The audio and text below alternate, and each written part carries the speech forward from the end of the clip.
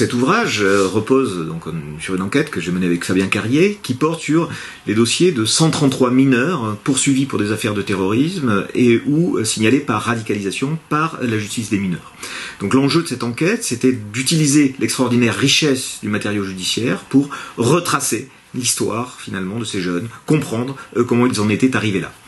Alors, il y a deux grands résultats finalement de cette enquête. Le premier, c'est que derrière ce que l'on considère généralement comme de la radicalisation, se cachent en réalité des logiques très hétérogènes.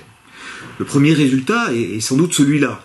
Au fond, la plupart des comportements qui sont aujourd'hui classés, labellisés comme radicalisation en France, n'ont pas grand-chose à voir avec le djihadisme. On trouve là notamment des comportements de rébellion, des comportements de provocation particulièrement manifestes à l'école par exemple.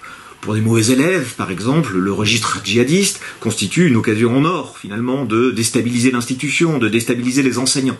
Bon. Par contre, il y a aussi des jeunes qui ont fait le choix d'un véritable engagement politique, idéologique, dans le djihadisme.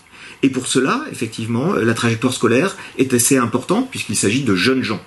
On s'aperçoit notamment que pour un grand nombre d'entre eux, c'est sans doute une surprise, ce sont des bons élèves, qui à un moment donné, au moment de l'arrivée au lycée, notamment au lycée généraliste, vont connaître des difficultés. Ils vont y expérimenter un racisme social, un racisme tout court parfois, qui va les amener à prendre le contre-pied des savoirs scolaires, des pressions familiales pour épouser la cause djihadiste.